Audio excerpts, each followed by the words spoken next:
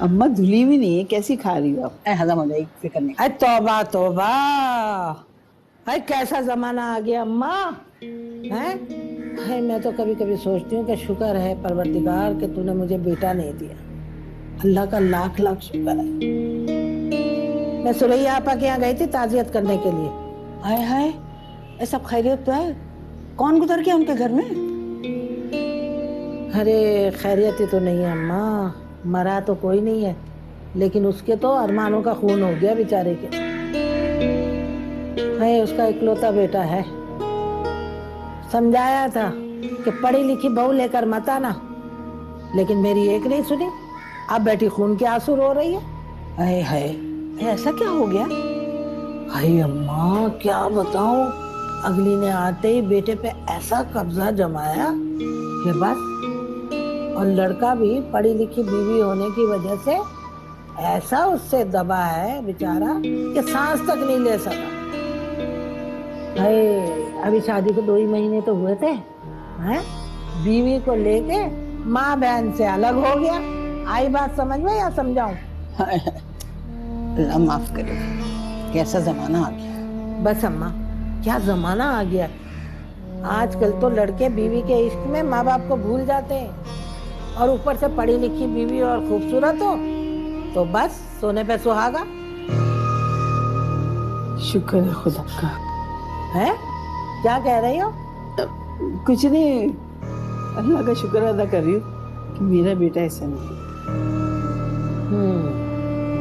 अरे जब बेटे को ब्याह होगी ना भावत, तो लग पता जाएगा। मुझे अपने बेटे पे पूरा भरोसा है, वो ऐसा नहीं करेगा। ठीक कहा बहू, हमें रहमत से ज्यादा अपनी तरबियत पे भरोसा है। अब देखो ना, ये जो मर्द होते हैं ना, इनको आंख बदलने के लिए खूबसूरती की जरूरत नहीं होती। अरे बहू, हमने तो ऐसी ऐसी बदसूरत औरतों के मर्दों को ना जर मुरीद होते देखा है। ये सब माँ की तरबियत होती है। अब अकीला को देख लो ना, कोई खूबसूरत है ना पढ़ी ना लिखी, लेकिन उनके वो जो शौहर है ना खादिम हुसैन, कैसे दुम दबाए ना बीवी के आगे पीछे घूमते रहते हैं। बस करो अम्मा, मेरी बच्ची के पीछे पड़े रहते हैं।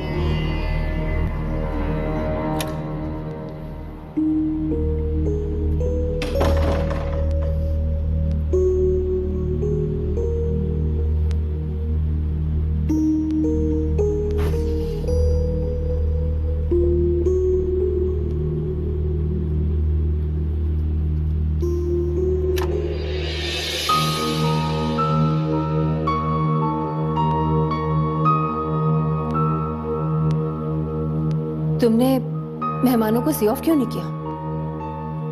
मामा ये लोग मुझे बिल्कुल भी नहीं अच्छे लगे। तुम्हें लोगों से क्या लेना देना? तुम्हें तो बस लड़के से मतलब होना चाहिए ना। तुम्हें मुंह बिगाड़ कर बोलने वाले लड़के पसंद हैं। वो लड़का बाहर सेटल्ड, शरीफ है, सादा है। मैंने इतना ढूंढ कर तुम्हारे लिए रिश्ता देखा है, और तुम्हें अब और क्या चाहिए? मामा लड़का कहीं से भी सादा और शरीफ तो था, बल्कि एक्स्ट्रा ऑर्डिनरी बुद्धू था। दूसरों की हाँ में हाँ मिलाने वाले कोई शरीफ नहीं हो जाते।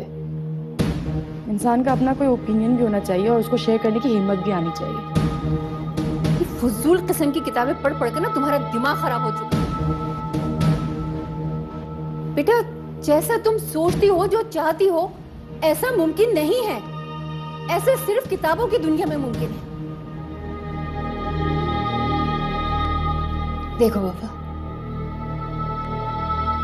मेरी एक बात हमेशा याद रखना, मर्द कभी रिश्ते के लिए मुखलिस नहीं होता। वो हमेशा से ऐसा ही है, खुदगर्ज और मतलब परस्त। फिर चाहे वो मुंह बिगाड़ के अंग्रेजी बोलने वाला हो या 5 वक्त का नमाजी, औरत के मामले में उसके नजरियात एक जैसे ही होते हैं। मैं बहुत चुनकर ये रिश्ता तुम्हारे लिए लाई हूं ताकि तुम आजादी के साथ सुख का सांस ले सको, वरना सायरा की मिसाल तो तुम्हारे सामने ही है। आजादी? कैसी आजादी मामा? आपको क्या लगता है कि लड़के को घर वालों से दूर रखकर लड़की आजाद हो जाती है, जैसा आपने हमेशा पापा के साथ किया? ये ज्यादती है मामा। मेरे ख्याल से जो मर्द आज मेरे लिए अपने घर वालों को, अपने बहन भाइयों को छोड़ सकता है, वो कल मुझे भी किसी के लिए छोड़ सकती। She is absolutely right. जो आदमी बैठा दूसरों की हामी हाँ मिलाता रहे वो भी कोई इंसान है। अरे भाई, आदमी की अपनी कोई सोच होती है, कोई एम्बिशंस होते हैं उसके अपने। बिल्कुल ऐसे ही जैसे उस हलवाई की बेटी की है। ओहो, वो बात तो कब की खत्म हो चुकी है। एक बात बताओ, तुम ये हर मामले में उस बेचारे को घसीट के क्यों बीच में ले आती हो? क्यों ना लेकर आऊं? मेरे हर लाए हुए रिश्ते में आप बाप बेटी कोई ना कोई नुक्स निकाल देते हैं, और उस दुकानदार के बेटे ने रिश्ता भेजा, उसमें आपको कोई बुराई नहीं नजर आ रही? ये उसकी खामी नहीं, उसकी खूबी है। वो अपने आप को वफा के काबिल समझता है, इसीलिए उसने एतमाद के साथ रिश्ता भेजा है। मेरी बात सुनो, अब तक वफा के लिए जितने रिश्ते आए ना, सबसे अच्छा रहमत का रिश्ता है। अब आगे तुम्हारी मर्जी है, मानो या न मानो।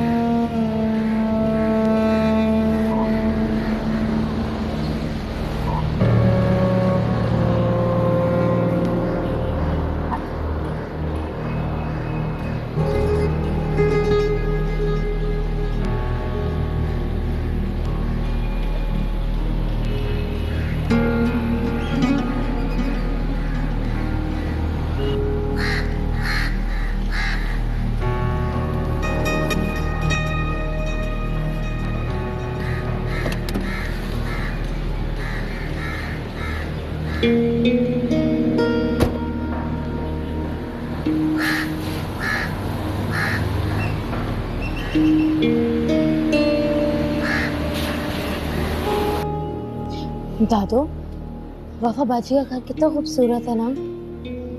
नहीं, हमारा घर ज्यादा खूबसूरत और पुरसुकून है। है तो, लेकिन क्या? इस घर में ना सबकी अलग अपनी प्राइवेसी है, पता है आपको? सबके अलग अलग कमरे हैं और इतना अच्छा फर्नीचर रखा है उन्होंने। हम अपने घर का डेकोरेशन तब्दील क्यों नहीं कर लेते? हैं? क्या तब्दील नहीं कर लेते? दादी, डेकोरेशन, ये सारा फर्नीचर सब पुराना हो चुका है। हम अपने घर में नए दौर का फर्नीचर क्यों नहीं ले आते? क्यों दादी? अरे बेटा, तब्दीली लाने से सुकून नहीं मिलता। अगर ऐसा होता ना तो वफा को इस घर में कभी सुकून ना मिलता। ये जो इस घर का फर्नीचर है, ये काट कबाड़ नहीं है। पुराना जो फर्नीचर जिसे तुम कह रही हो, ये फर्नीचर बेजान नहीं है। फर्नीचर और ये दरो दीवार जो है ना, इस घर में जो बरसहा बरस से लोग रह रहे हैं, उनके गम और खुशी के गवाह हैं। आज तक इसी ने हमें जोड़ के रखा हुआ है। अगर हमने अपने ये काट कबाड़, ये पुरानी चीजें निकाल के फेंक दी ना, तो इस घर के दरो दीवार से खुशियां भी रूठ जाएंगी। और तुम जिसे खूबसूरती समझकर मुतासिर हो रही हो ना, वो महज नजरों को चुंदी कर देने वाली चमक दमक है। ऐसी चमक दमक इंसान को अंधा बना देती है और उसको कुछ नजर नहीं आता, ना मादी अशिया, ना दौलत, और हत्ता के माँ बाप भी नजर नहीं आते। बाकर कहता है कि हमाद के अफसर लगने के बाद माँ बाप उसकी शक्ल देखने की तरस गए थे, और हमाद उनसे बरसों नहीं मिल पाता था, इसलिए कि उसकी बीवी को ना तो पुराने सामान से दिलचस्पी थी और ना ही पुराने रिश्तों से। हर साल घर का पुराना फर्नीचर बदलने वाली, भला कैसे अपने पुराने सास ससुर को बर्दाश्त करती।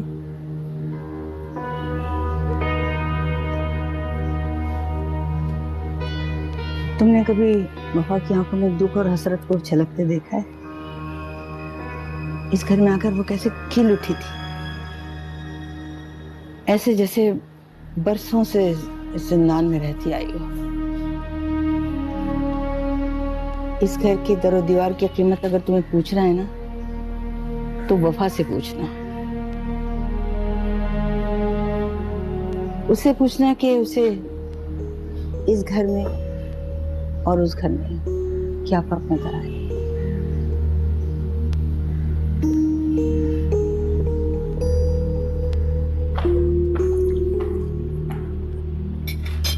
अरे शुक्र है कि तुम्हारी शक्ल तो नजर आई। कहाँ होती हो तुम आजकल?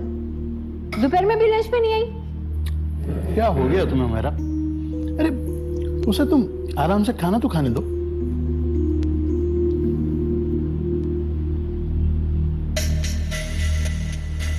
पापा हम गांव कब जा रहे हैं?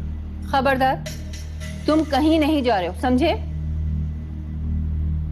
लेकिन मामा वहां पर जमीनें। मैं बहुत अच्छी तरह से जानती हूँ कि जमीनों पे जाने का तो एक बहाना है, लेकिन वहां तुम्हें भेजने का मकसद कुछ और है। क्या मतलब? यानी अब अपने बुजुर्गों से, अपने भाई बहनों से मिलने में भी कोई मकसद होगा? देखो मेरा बहुत हो गया। तुम मेरे बच्चों पे अपनी मर्जी मत थोपा करो। इनकी मर्जी है, अगर ये जाना चाहते हैं गांव तो ये जरूर जाएंगे, इन्हें कोई नहीं रोक सकता।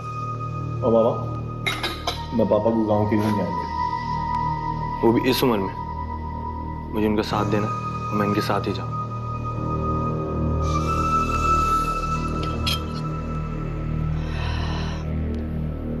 मैं शादी करने के लिए राजी हूँ।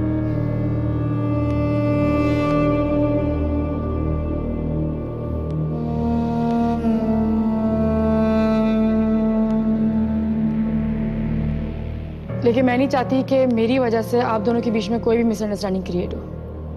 मैं जो भी फैसला कर रही हूँ किसी के दबाव पे आके नहीं कर रही, ये मेरा अपना खुद का फैसला है। और मामा प्लीज, आपने मेरे फैसले पर पापा को ब्लेम नहीं करना। पापा का कोई कसूर नहीं है।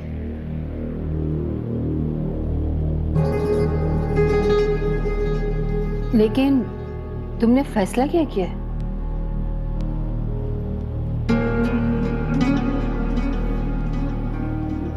मैंने रहमत से शादी करने का फैसला किया है।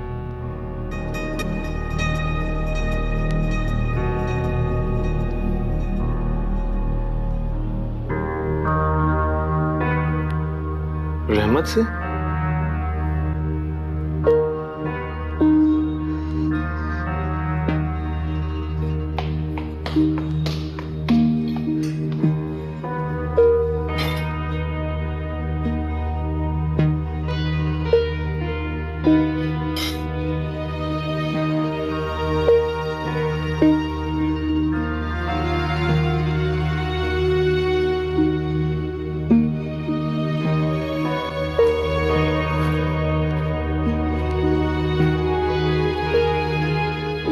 ये क्या मजाक है वफा?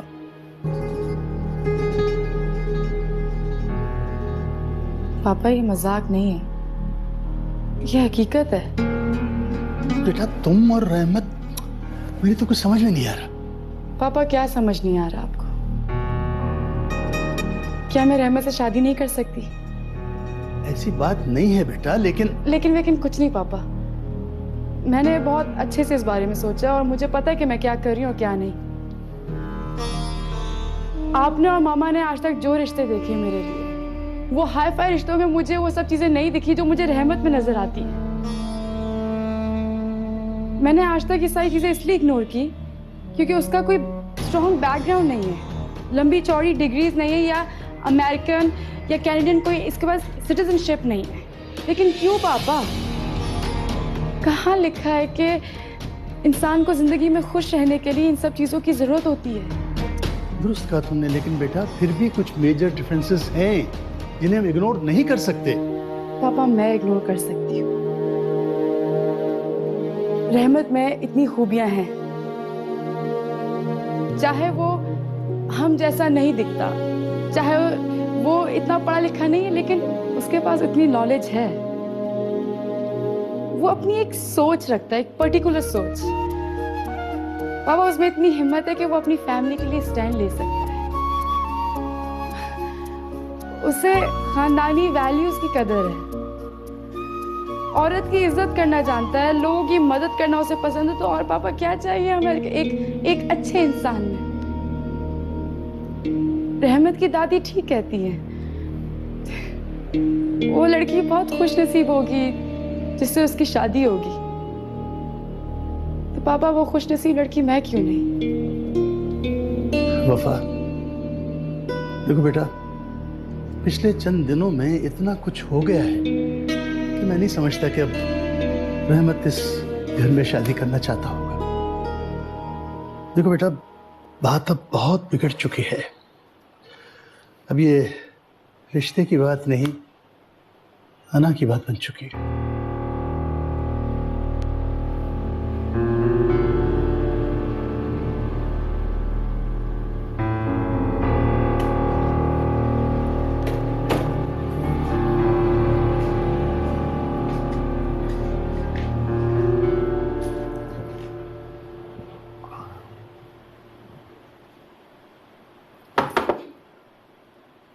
आ जाएं।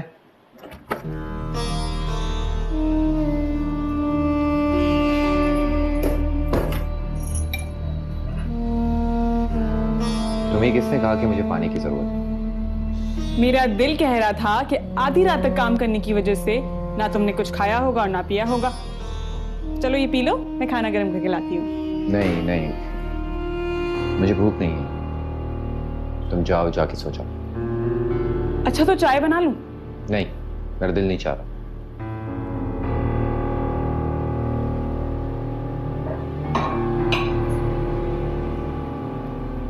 अच्छा सुनो, एक कप चाय बना दो। मैं अभी लाई।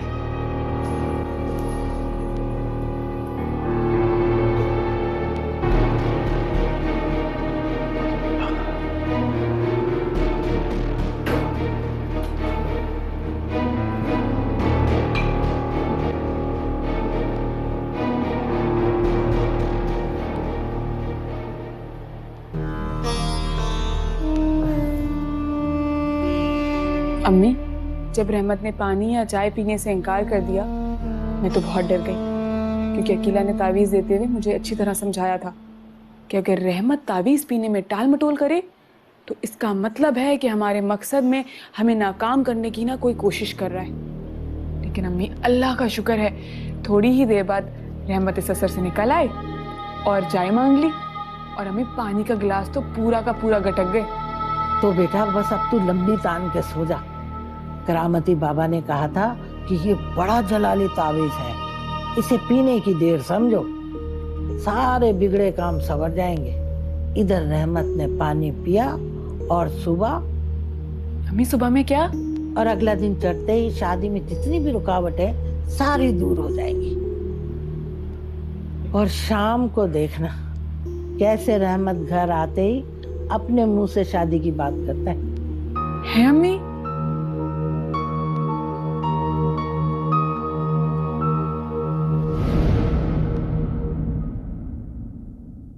अगर हमाद बीच में नहीं होते ना तो मैं वफा को पूरा प्रेशराइज करती, उस पर जोर डालती, लेकिन क्या करूं, हमाद तो खुद ऐसा चाहते थे। क्या वाकई आप संजीदा हैं?